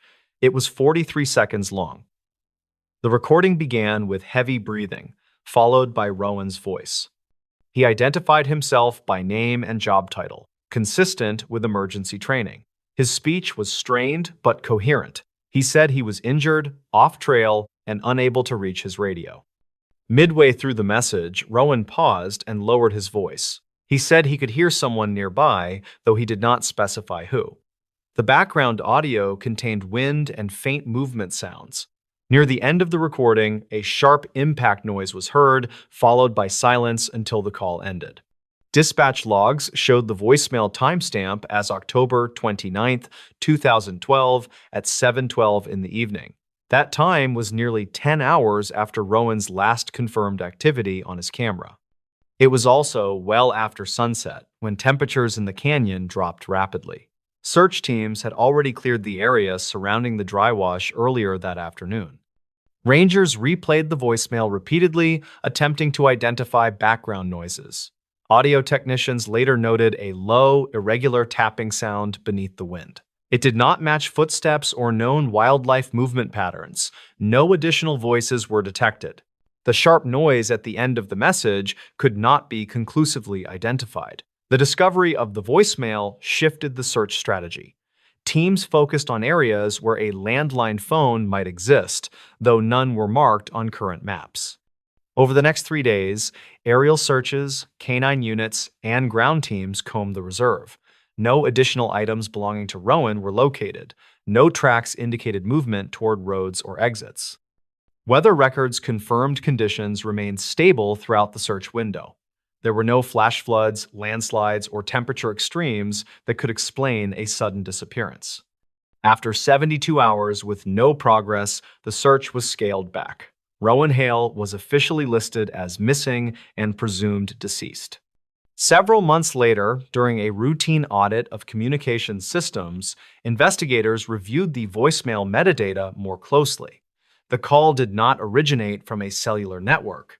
Instead, it was traced to a landline tied to an emergency call box registered within the reserve. That call box was located along a decommissioned service road several miles from where Rowan's backpack was found. Records showed the call box had been taken out of service over 10 years earlier. It was no longer listed on public maps and was believed to be unpowered. Technicians were dispatched to inspect the site.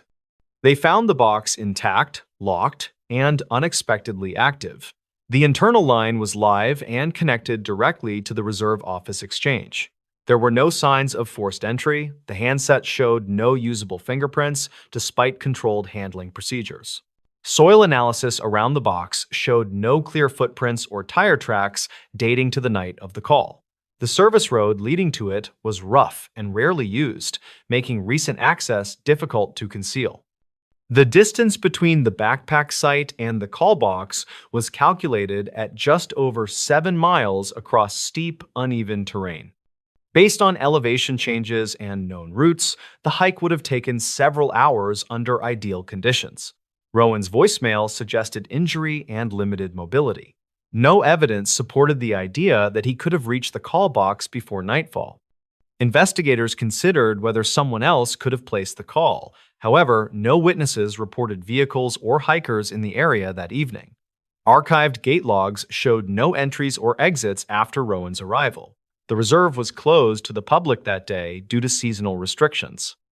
Another anomaly emerged from radio records. At 6:58 that evening, a brief transmission was logged on the reserve frequency.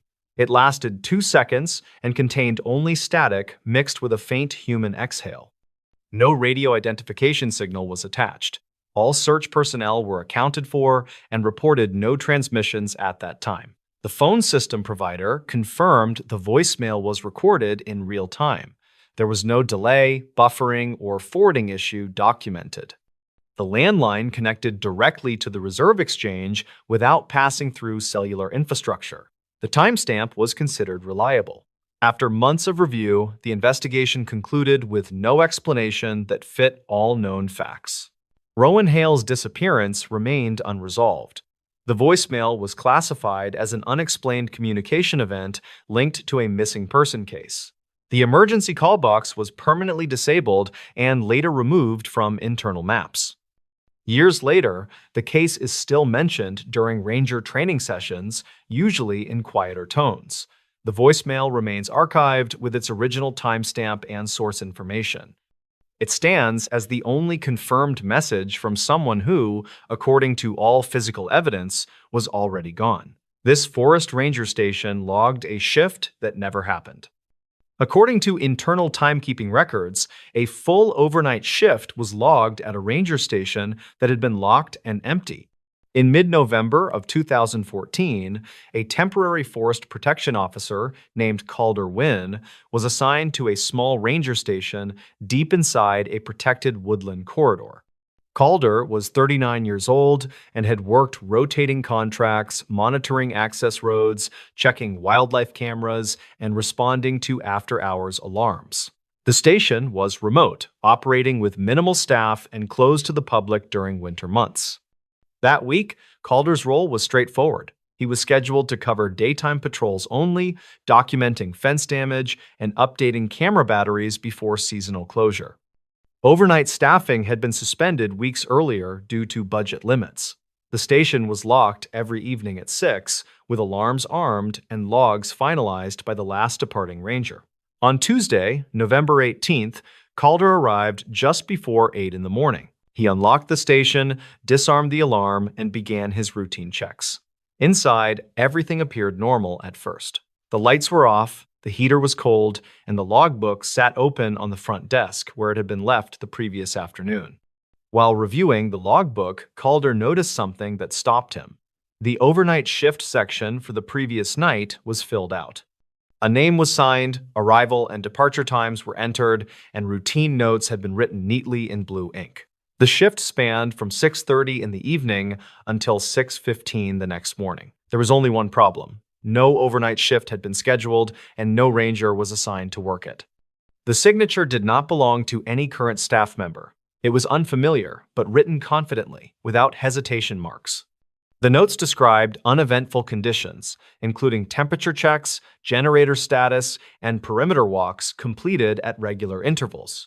Each entry matched the format used by trained staff. Calder checked the security panel. The alarm history showed the system had been disarmed at 6:28 the previous evening and rearmed at 6:17 that morning. Those times aligned almost exactly with the logged shift. There were no error codes or forced entry alerts. Assuming a clerical mistake, Calder contacted the regional office by radio. Supervisors confirmed no one had been scheduled overnight, and no authorization had been issued for station access. Maintenance staff also confirmed no work orders required entry during that time. Calder conducted a walkthrough of the station. The kitchen showed signs of use. A coffee mug sat in the sink, still faintly warm. The trash bin contained a used paper towel. The restroom showed fresh water droplets in the sink basin. None of this had been present when the station was locked the prior afternoon. The station's exterior told a similar story. Boot prints circled the building in the frost, forming a consistent patrol path. The prints were clear and evenly spaced, suggesting calm walking rather than hurried movement. Calder followed them until they faded near the tree line. Security camera footage was reviewed next. Cameras covered the front entrance, the equipment shed, and the access road. From 6:30 onward, footage showed normal nighttime conditions. No vehicles arrived, no figures appeared, doors were not visibly opened, yet interior sensors recorded movement throughout the building at regular intervals. The generator log showed it had been checked twice overnight, with readings entered digitally at times matching the handwritten notes. Power consumption records confirmed usage consistent with one person moving through the station, using lights intermittently, and running water briefly. By midday, supervisors arrived to inspect the station themselves. They confirmed the log entries were accurate in form and terminology. The language used matched internal phrasing taught during ranger training. Some abbreviations were outdated, no longer used in current manuals, but still technically correct. One detail stood out. In the remarks section at 4:42 in the morning, the writer noted hearing movement near the eastern tree line, but observing nothing upon inspection. That phrasing matched a report filed 8 years earlier by a ranger who later transferred. The wording was nearly identical. Investigators compared the signature to archived personnel files. It closely resembled the handwriting of a former ranger named Lowell Grain, who had worked the station a decade earlier. Lowell had resigned after an injury and later passed away from illness several years before the incident. The idea was dismissed as coincidence. Handwriting similarities could be misleading, and there was no evidence linking Lowell to the station after his departure. Still, the match unsettled those reviewing the records. Further, anomalies emerged during a deeper systems audit. The keycard used to access the station overnight had been registered to a master credential deactivated years earlier. It should not have functioned. Yet access logs showed it had been used correctly without triggering alerts. At 6:51 that morning, a radio transmission had been logged automatically by the base repeater. It lasted 3 seconds and contained only a single spoken word. The word was indistinct, but analysts believed it was a call sign once assigned to the station, retired after restructuring. No one present at the station that day claimed to have made the transmission. Weather data added another layer of confusion. Temperatures dropped below freezing overnight, yet no condensation or frost patterns inside the station indicated prolonged door openings. Whoever had been inside appeared to move efficiently, closing doors promptly and maintaining internal conditions. By the end of the week, the incident was documented as an unexplained access event. The logbook page was removed and archived. The station's locks were replaced, the alarm system upgraded, and overnight access protocols revised. Despite these changes, no further incidents occurred. No unauthorized access was recorded again. The station remained quiet through the winter season. Years later, during training sessions, instructors occasionally reference the case without naming it directly. They describe it as an example of why logs matter and why systems should never be assumed infallible. The overnight shift remains recorded in the archives, complete with times, notes, and a signature that matches no living staff member. It stands as a documented account of work performed by someone who, according to every schedule and roster, was never there. The photo taken in this motel room shouldn't exist.